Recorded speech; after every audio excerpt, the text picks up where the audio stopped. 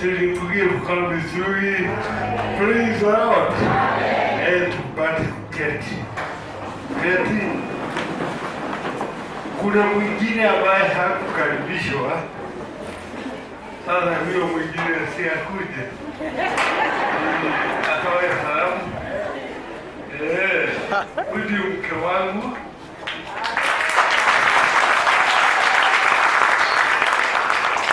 Amenipikia miaka 22.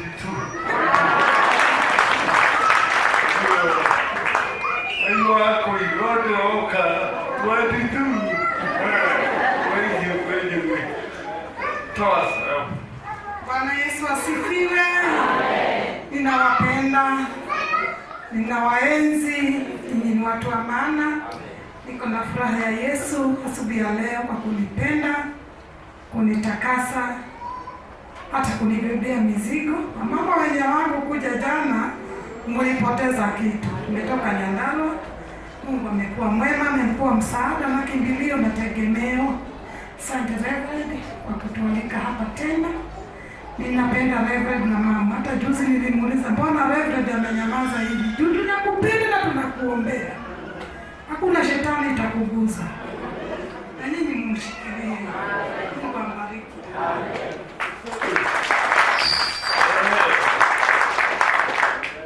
Heka liboka inao. Iu dikita lega.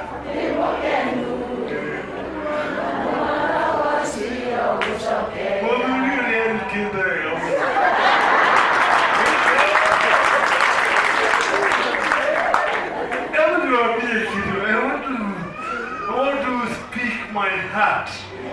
Kuna wakati unaongea tu, but at times you speak your heart. Mimi napenda karoto. Na ninatoka hapa nikiwa furaha na kuongea ukweli. Hata katika maombi yetu tukiwa na mke wangu, we pray for you. Ninaomba ya kwamba Bwana azidi kuwashikilia na muendelee kuifanya kazi ya Bwana, ya mtiwe nguvu zaidi ya kuendelea. Thank you so much, Reverend, with your team, kwa sababu ya mwaliko wenu, na anytime nakuja hapa, I don't take it for granted. Mimi ninaomba sana Mungu anitendee kwa ajili ya watu hawa, na nashukuru ya kwamba baada ya wakati nanialika nilita tena na tena, na Mungu azidi kubariki na uzidi kuniita.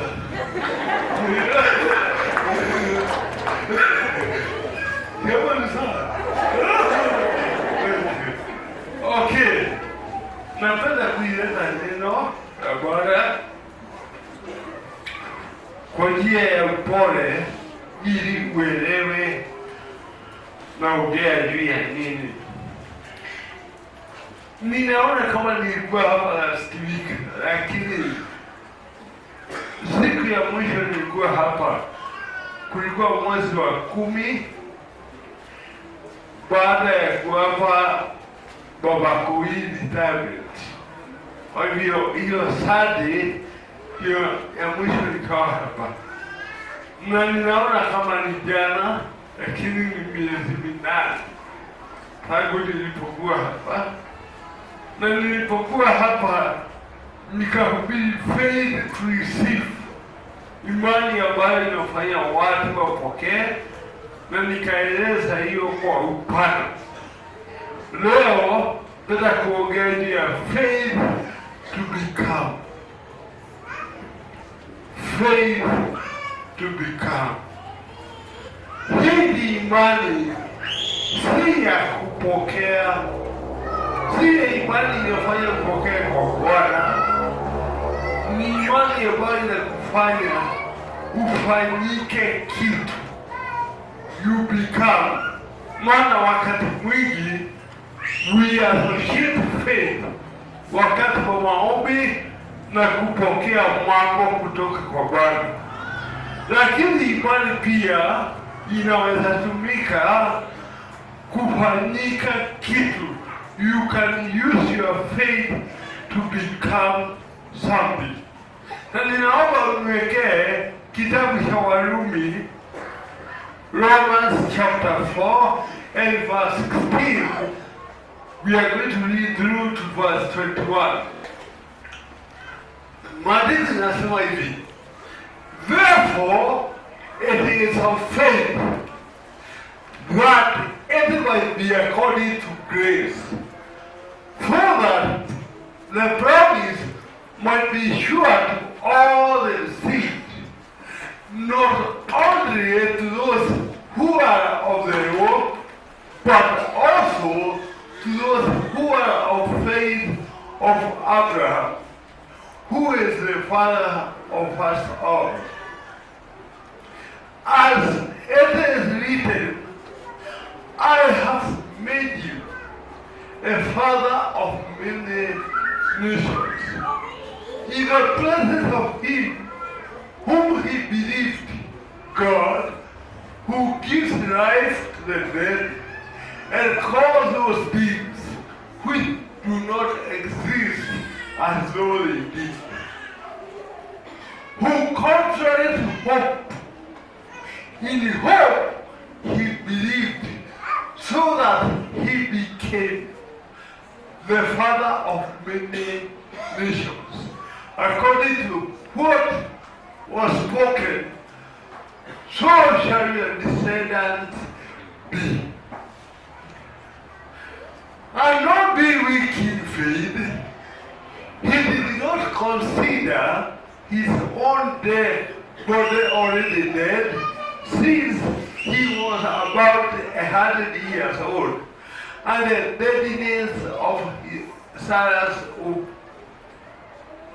He did not waver at the promises of God through unbelief, but was triumphant in faith, giving glory to God.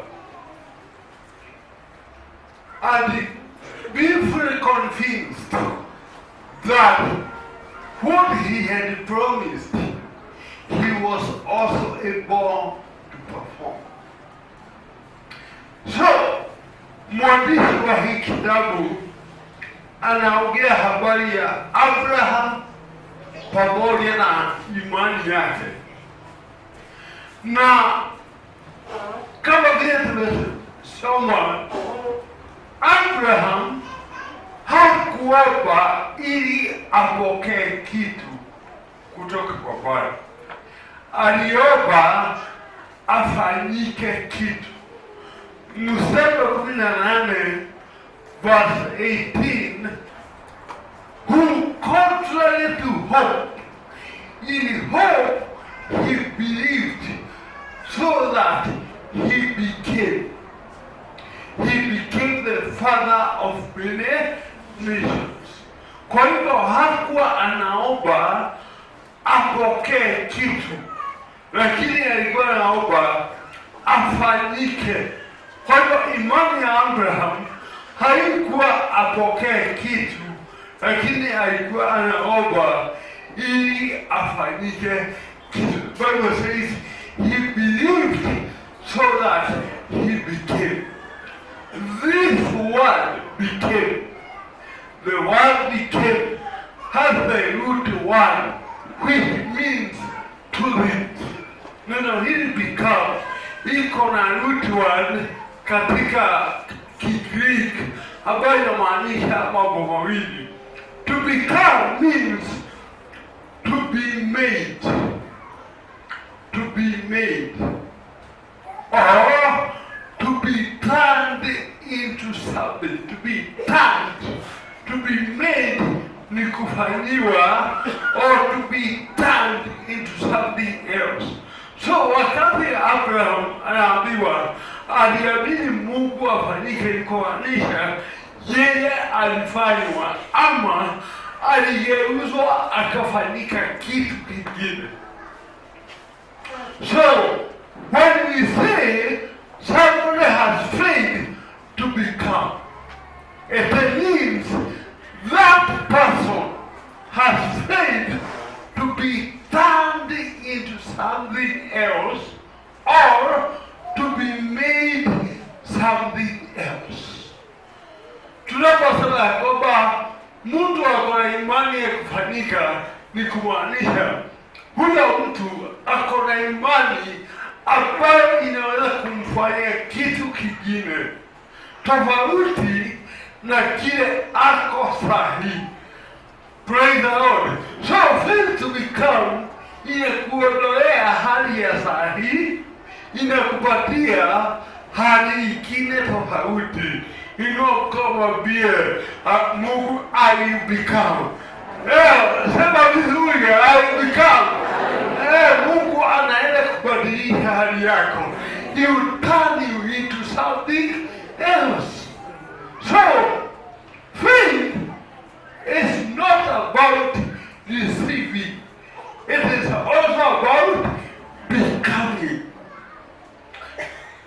Unaweza kugeuzwa from one state to another. Imani kuna uwezo wa kukutoa katika hali ulioko and you become something else. Now, you can use your faith to receive, and you can use your faith to become. Na hili mambo mawili tofauti. There is a difference kubwa sana kutumia imani yako kupokea na kutumia imani yako kufanyika. For example, kuna tofauti ya kutumia imani yako kupokea msamaha wa dhambi, na kuna tofauti ya kutumia imani yako kuwa mwenye haki wa Mungu. These are two different things. Kutumia imani yako kupokea msamaha wa dhambi na kutumia imani yako kuwa mwenye haki wa Mungu. Yule ambaye anatumia imani yake kupokea msamaha, kwanza anaingia kwa dhambi, baadaye anatafuta msamaha akiwa kwa dhambi. Lakini yule ambaye anatumia imani yake kufanyika mwenye haki wa Mungu, inamaanisha huyo mtu hata dhambi ikiwa pale hawezi kuingia. He has become a righteousness of God.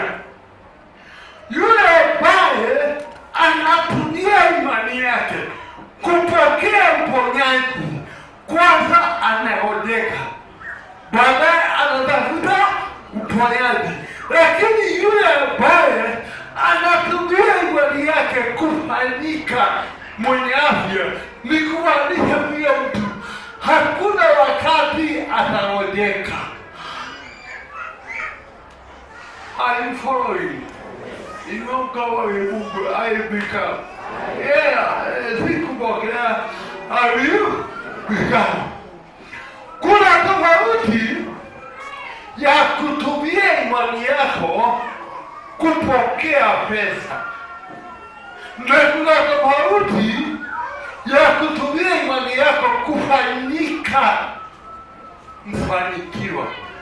Use your money, use your faith to get money, and use your faith to become prosperous. Inamaanisha yule ambaye anaomba pesa apokee. Kuna wakati anasota ahana kaji ya moha nikoha tano ya wake ahudaya imani kwa mukya ahara akahudaya imani akamukya.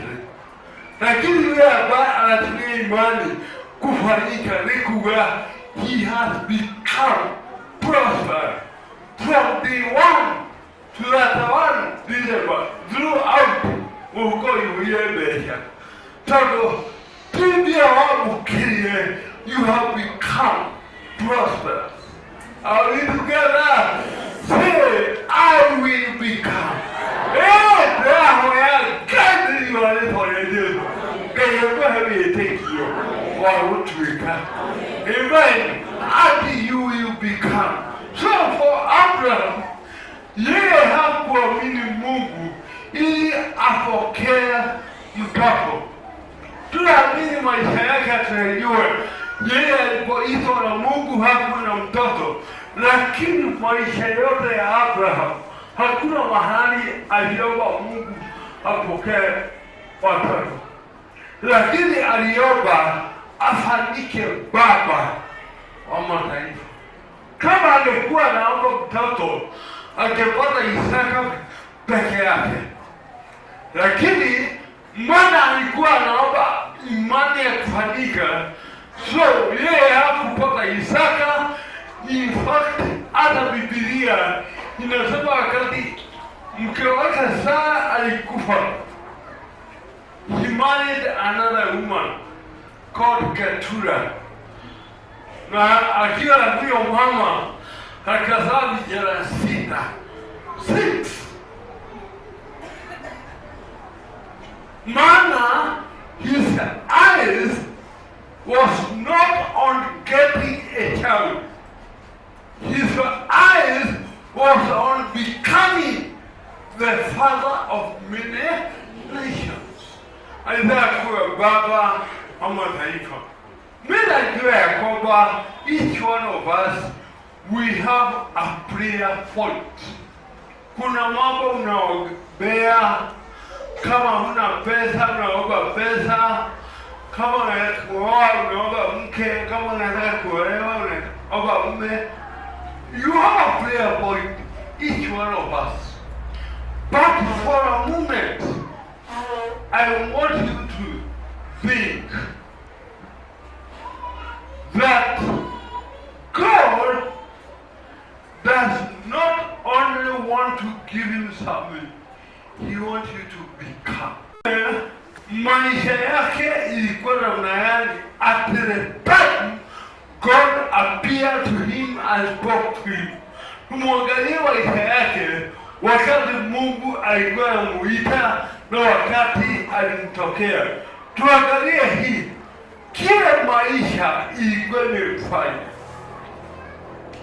because kila mmoja wetu amepitia katika experiences ya maisha.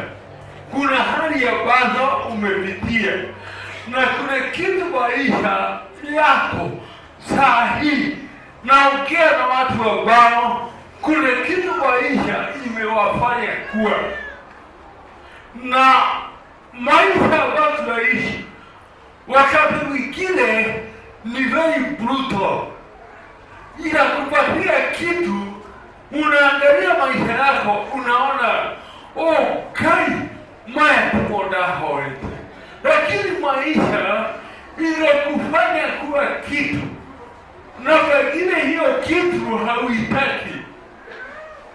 Na for Abraham, mahali ambako tumesoma, kuna kitu maisha ilikuwa imefanya. Number one, Biblia inasema ya kwamba he was old, meaning the time was against him. He was old. The life had made him old. Biblia inasema at the time God appeared to him, he was 100 years old. Hii inamaanisha ni kama the window of opportunity ilikuwa imefungika katika maisha yake. Amengojea miaka yote. Saa hii akuna miaka 100 wakati Mungu anamtokea 100 years old, na hapa hakuna mtu alina hiyo miaka. Kwa hivyo he was very old. Maisha imemfanya kuzeeka. At the time God appeared to him, the life had made him old. Number two, the Bible says his body was dead. Mwili wake ulikuwa umekufa.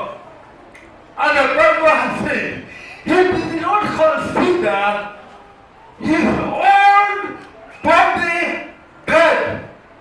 Mwana Maisha ilikuwa imeua mwili wake, hata kama alikuwa physically alive.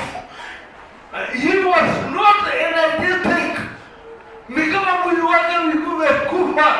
Hii ndio Maisha ilimfanya. Na namba 3, Biblia inasema he did not have a child. Yeye hakuwa na mtoto all this time. Biblia inasema he had not fathered a child. Yeye hakuwa na mtoto for all this time. Hivyo ndivyo Maisha ilimfanya. I don't know about you. Yeye motore outwitake. Kuria behaha. Motore omahinyiriye. Okama tuadini. Okama tuahoi. Okama ikia uoko. Motore na outwekido. Otenda. Behaha ukwaria. Na kiuke ni wahatikia kazi. Onaka motore. Hekido outwite. Hekido enda outwa. And that which you will become. Amen. Maisha na mwakido. Motore. For Abraham, Maisha ilimfanya kuwa old, dead body, no child. Maisha inafanya hivyo. Na yeye alikuwa amezeeka. Na katika mambo haya, wakati alifikia hii hali, look at this man. Ambaye Maisha na wakati umempita. Pia mwili wake umekufa. Na hana mtoto. Katikati ya hiyo hali, Mungu anamtokea na agano. God came to him with a promise. And verse 17, mstari wa 17, he made a promise to Abraham. Verse 17, as it is written, I have made you a father of many nations. Yes, the life has made you. You are old. Your body is dead. You have no child. The life has made you. But I know I have also made you the father of many nations. At this time, wakati kama huu, sijui Maisha imekufanya nini, but with me is a promise of God. Kwamba kule kitu Bwana atakufanya. Si akupatie kitu. In fact, Biblia haisemi Mungu alimwambia kwamba nitakupatia mtoto. No, Mungu hakumwambia I'll give you a son. No, alimwambia I have made you. I understand what the life has made you. But as the Lord, I have also made you. So, sio kwamba nitakupatia mtoto. Nimekufanya kuwa baba wa mataifa. Usiangalie kile Maisha imekufanya. Mimi ni Mungu, nimekufanya kuwa baba wa mataifa. Nenda kupia gani mno oyo tuya adukedo. You see, kile Mungu alikuwa amefanya Abraham ilikuwa contrary na kile Maisha ilifanya. Kile motore oyo motumia oyo moduliwe haha. Kile motore otu iteke. No guy heki oreda otu. Amen. Heki no wanadi. Heki no guy orea. Why wetie? Pino kuhenda ukohe. Aida otu. May you become. May you become. kile Bwana alipangia ufanyike, kile kilichoandikwa roho ya Mwathani, the process ya mlivyo wote. And one day you give a testimony kwamba Bwana alinifanya, maisha ilikuwa imenifanya, lakini Bwana akanifanya, na kauli ya Mungu imesimama katika maisha yako. May you become. Si ufanyike, upokee hii imani ya kufanyika, si kupokea mtoto, ufanyike, you become. The original language ya hiyo neno made, verse 17, the word made in the original language, it means to set in place. To set in place. I have made you. That word made inamaanisha to set in place, or to arrange for something to happen. To arrange for something to happen. Hili kumaanisha Mungu hakumwambia Abraham nitakufanyia. No. Alimwambia Abraham, you are old. Abraham, your body is dead. Abraham, you have no child. But I, the Lord, have set things in motion for you to become a father of many. Hili kumaanisha Abrahamu, umezeeka, mwewe kufa, una mtoto, lakini nimeweka mipango yangu. I have arranged, nimeweka mipango yangu, na mwisho wa hiyo mipango utajikuta ukiwa baba wa mataifa. Tena mkuelewa umoja onako ule Yohana, hilo agai, hilo ya Jehova niko mivako akupangia, na mwisho wabivakwe niwe kwa wikiria kayenda watuike. Haleluya. Anaweka mipango. Mama, siku ya leo unalia, unaona familia yako ni kama inaingia mwisho wake. Nataka nikwambie Mungu aliyetuita ako na mipango yake juu ya maisha yako, na mwisho wa mipango hiyo utajikuta ukiwa kile Baba alisema utakuwa, because he has made you. He has set things in place. He has put any necessary arrangement, any required arrangement for you to become the person he wanted you to become. Na mwisho wako nimerekomendea. Haleluya. Mwisho wako nikogoyo na nikogogoshi. Nuko niwe kwa utwikite kirega yedaga ukatuika. You become. So maandiko hii katika kitabu cha Romans originally imetolewa katika kitabu cha Genesis. Maana habari ya Abraham iko kitabu cha Genesis, na kuna kitu tukitaka tusome the original verse ambayo mwandishi wa Romans ametoa.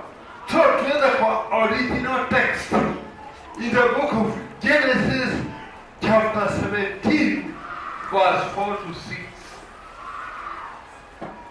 Genesis 17 verse 4 to 6. Umesema, as for me, Behold, huyu Mungu alikuwa anaongea na Abraham, anamwambia hivi, as for me, behold, my covenant is with you, and you shall be a father of many nations.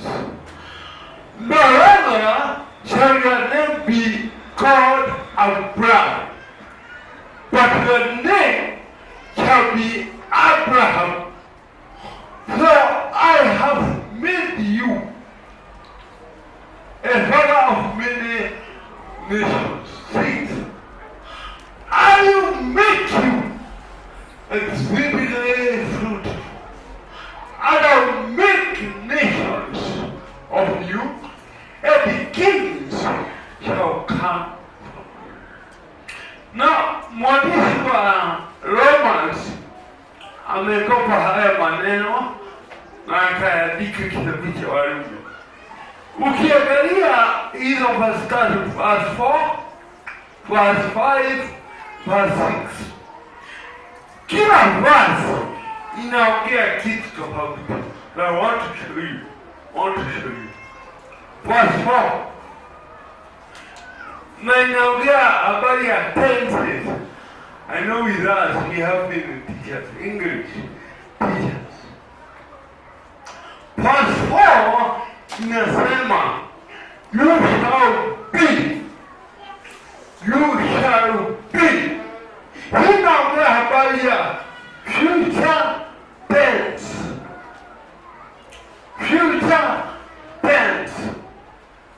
So inaongea habari ya future, the future plans. Mungu alikuwa anamwambia Abraham, you shall be, not now, but in your future you shall be. Ili kuanisha siku zinazokuja utakuwa. Saa hii hauko, lakini mipango yangu iko ya kwamba in your future you will be. So God wanted Abraham to be the father of many nations. So you shall be, that is future. Mstari wa 5 inasema I have made you. So hii inaitwa past because I have made you in the past. Unaelewa? So anamwambia your destiny is in the future, but my assignment occurred in the past. So you will be in your future because I have made you in the past. Hey, hallelujah. Africa, tulianagite pele. Wewa gai okonie darikie pele in the past. My assignment occurred many years ago. Now I'm waiting in your future. My plans will be materialized.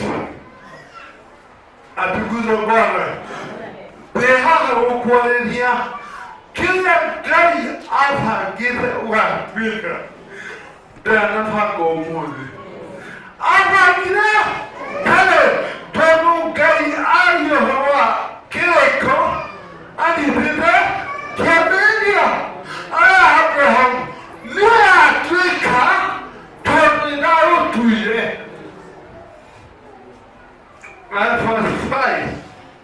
Verse 5, I will make you.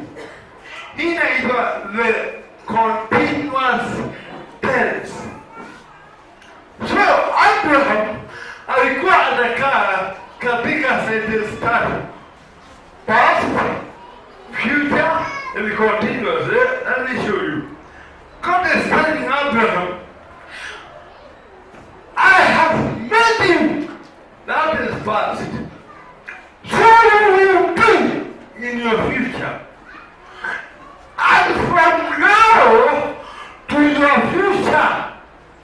I will take you through the process. I have made you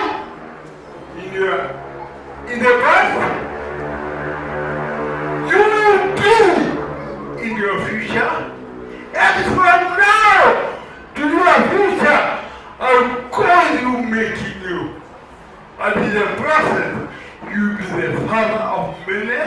And I'll take you through the process. Na Biblia inasema, anamwambia kwamba I'll make you exceedingly fruitful. So there is a process of fruitfulness. Kuna process ya fruitfulness ambayo Bwana anapeleka Abraham, na mwisho wa hiyo Abraham atajikuta akiwa baba.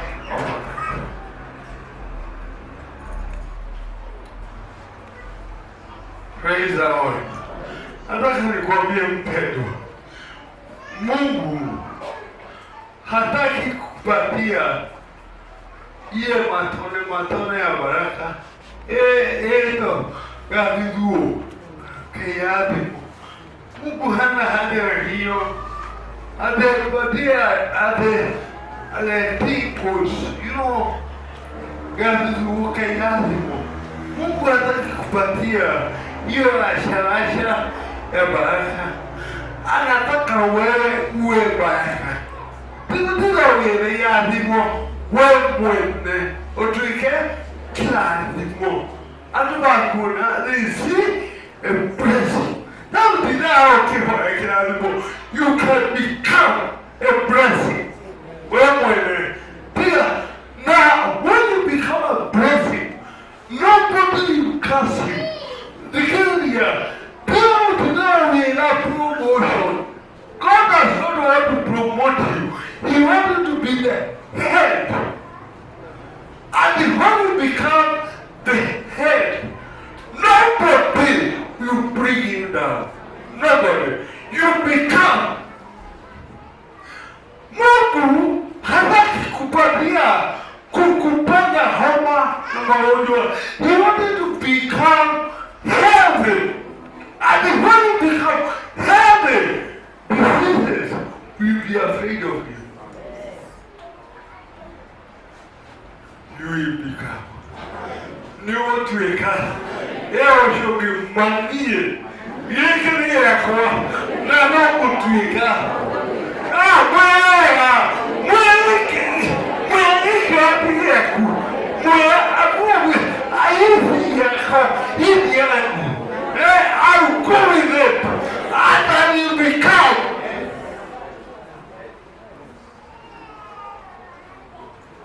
And Abraham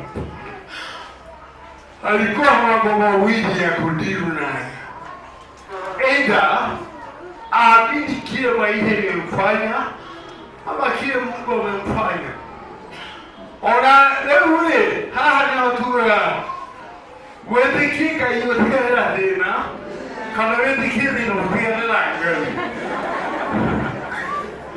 Wamini Mungu ajala shida ama wamini shida wekale. Abraham era woni gai. The life has made you. Now the Lord has made you. You have a choice. Utaamini nini? Kile maisha kufanya ama kile nimekufanya. You have a choice. Onawe. Wewe kia badira maku kana wewe kia gai. Niko wewe kazi wewe. Wewe kwa kile kile omo. Wewe kile omo. And the Bible says Abraham aliamini Mungu verse 17. When you look at Romans 4:17, Biblia inasema ya kwamba yeye aliamini Mungu. He believed God. Wakati aliambiwa I have made you, he believed God who gives life to death and he calls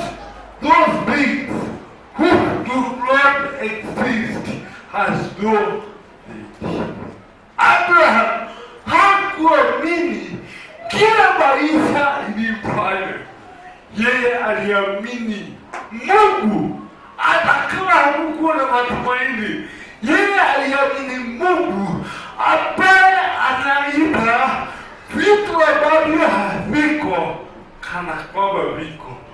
Gwanda ukuria kiuria umuthi wina mathira mutoreni utuite kindu na Ngai kindu agutuite na kindu kiu ri agutuite mbere na nikio atuika na ndio athi nawe ogwitikie kiria gutule ugutuite kana kiria Ngai agutuite. You have a choice. You have a choice. No. Maybe you are praying for items. God, ukiangalia Mungu, He is not focusing on giving you items. He is focusing on your personality. Anataka ufanyike you yourself. You become a blessing. You become healthy. You become prosperous. You become abundant. You become, mighty. You become the head. God is focusing on your personality. You are being. Anataka wewe ufanyike. Sina kuletea vitu. He wants you to become. You become. Praise the Lord. Hallelujah. Yeye aliamini akafanyika kuwa baba. You know when you become a father. When you become a father, getting children will be normal.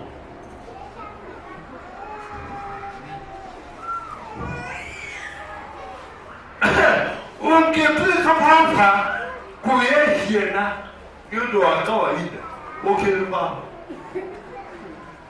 And that is why God has given a focus on the being of Abraham.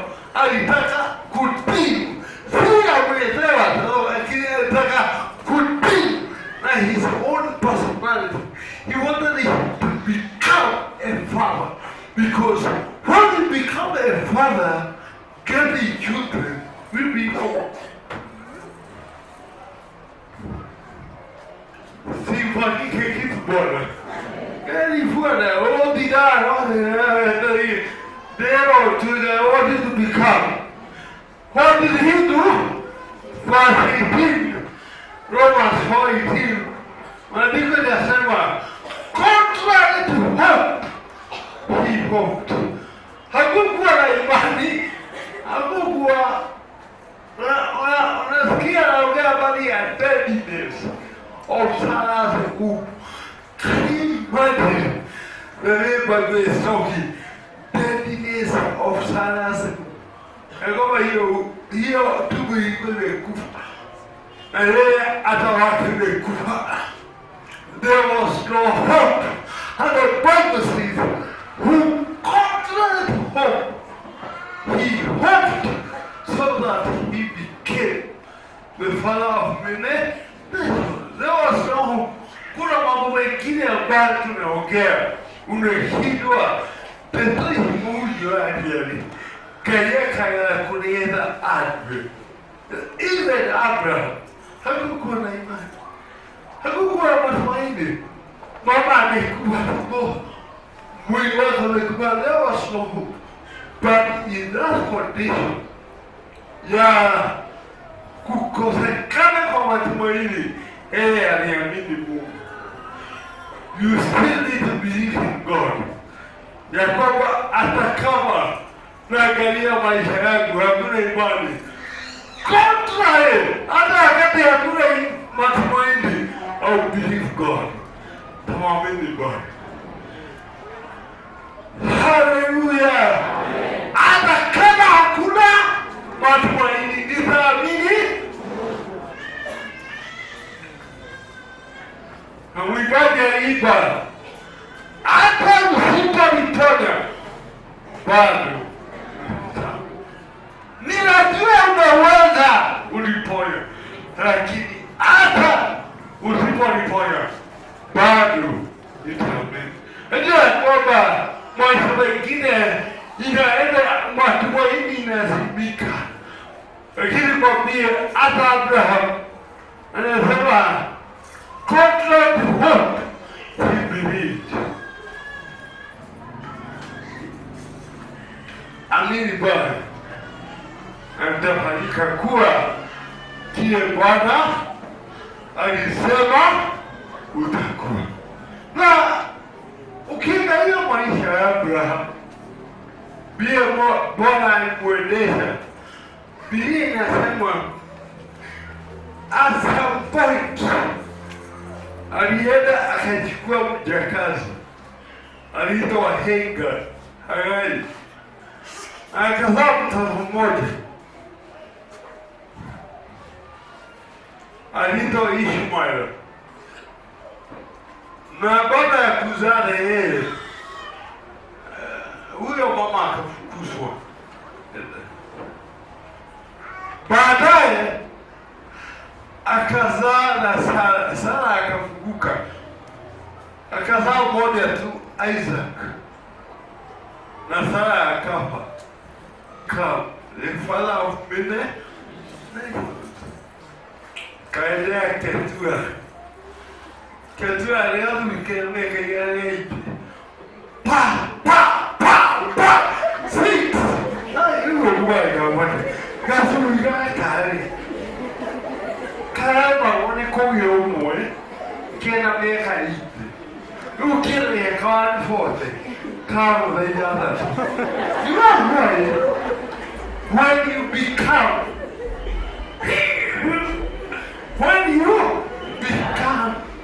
what you could not produce as an individual, you produce it in sequence. And when you look at the Bible, Uzziah Ishmael is a very big nation. Yes. Your Palestina hawa wa Somalia na watu hao, hiyo ni mbegu ya Ishmael, a very big nation. Ukiangalia Isaac mbegu yake ni Israel, Waisraeli, another big nation, very big, and all you know. Ketura yule mke wa tatu wa Abraham alikuwa a black lady, alikuwa Mwafrika. Kwa hivyo watoto wa Ketura ndio Waafrika wa leo. Another thing, may I tell you all that you know, why ni descendant wa Ketura, Afrika, black people. Kwa hivyo ukitembea dunia hii, hakuna mahali utakosa mbegu ya Abraham, ila tada Mwisraeli, Mwafrika au Palestina. Na katika Wagalatia 3 mstari wa 29, Galatians chapter 3 and verse 29. And if you are Christ, and if you are, inamaanisha nini? Kama wewe ni wa Kristo, si kama wewe ni Kristo, kama wewe ni wa Kristo, then you are Abraham's seed. May I tell you today, wameokoka ni mbegu ya Abraham. Atika haya according to the promise. Kwa hiyo dunia hii hakuna mahali utaenda ukosa mbegu ya Abraham, either physical or spiritual.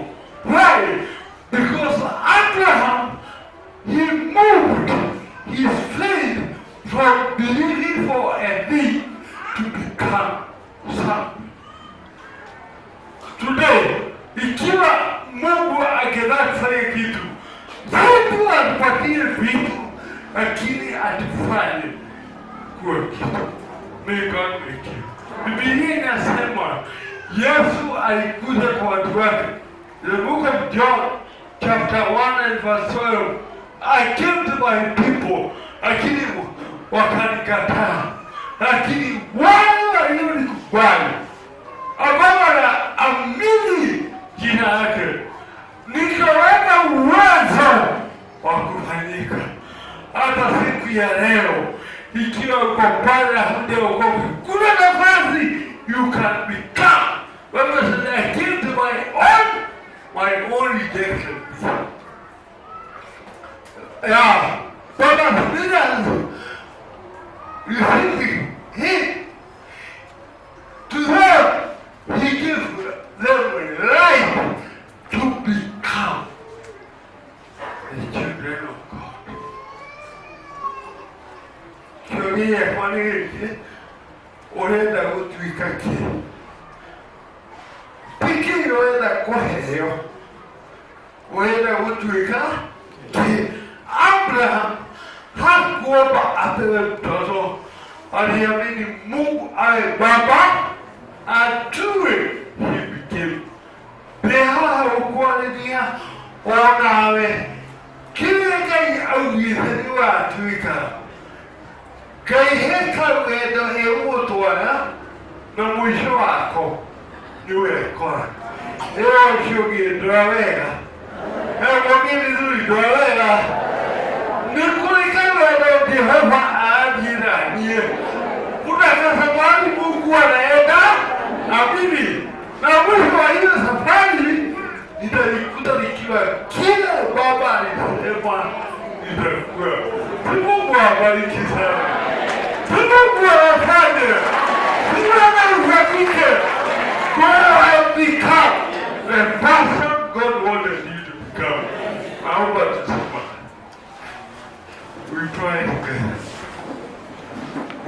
Ima Bwana ni zako Yahweh, ni zako usiyeshindwa, utukufu na heshima Bwana ni zako Yahweh, ni zako usiyeshindwa,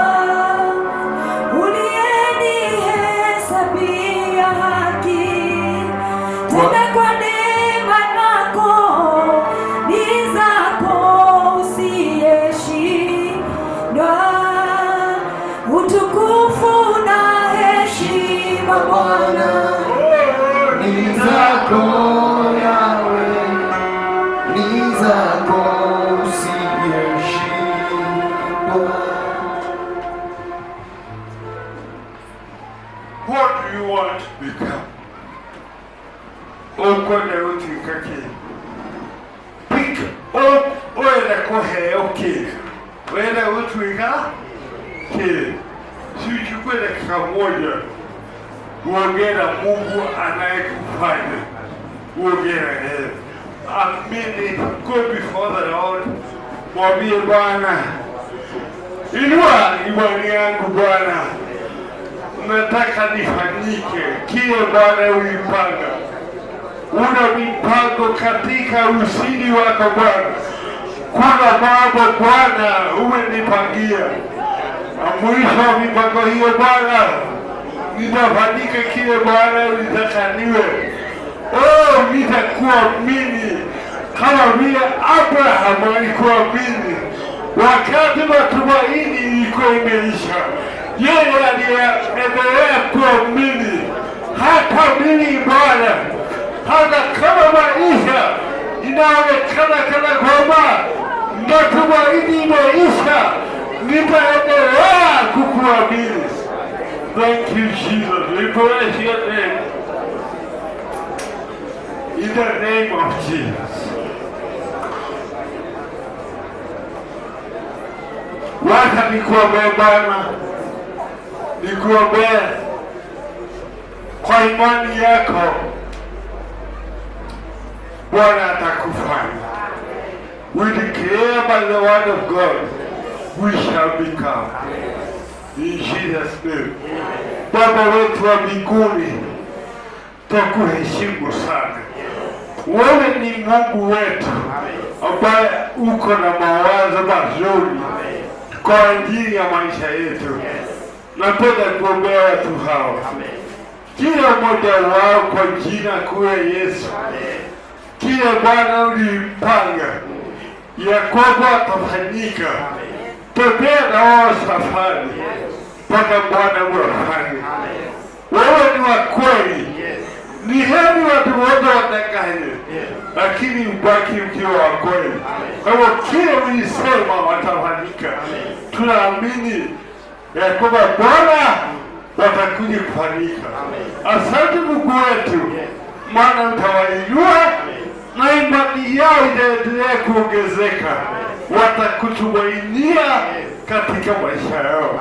Bariki kila mmoja wetu katika ibada ya siku ya leo. Wale waliingia hapa wakiwa na mahitaji, popote walipo, na neno ya kwamba hilo hitaji ulishughulikia toka mbinguni. Kuna wale waliingia hapa wakiwa shida ya mwili, wakiwa shida ya afya. Ninaomba uponyaji wako, ponya miili yao, mawazo yao na maisha yao, na wakabidhi kwako Bwana, nikiamini ya kwamba wakitoka na ule mwanzo utakuwa umewashughulikia. Naomba baraka juu yao, naomba baraka juu ya watoto wao. Bariki kazi ya mikono yao, bariki boma zao. Ninaomba Bwana endelea kuwa dhamana na hii kanisa. Watu hao barikiwe, wakiwa mjini, wakiwa vijijini. Ninaomba mkono wako uandamane na wao, na siku moja washuhudie ya kwamba ulitembea na wao wakafanyika kile Bwana ulikuwa umewapangia.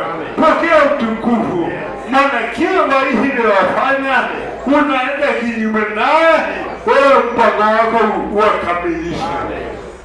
Asante Mungu. Uishe, naomba ulinzi wako juu ya watu wako. Mipango yao yote ukubali idhibitike. Ninaomba mawazo yao, mipango yote uingilie ikamilike. Mungu wetu, na kushukuru Bwana, umesikia na umetenda.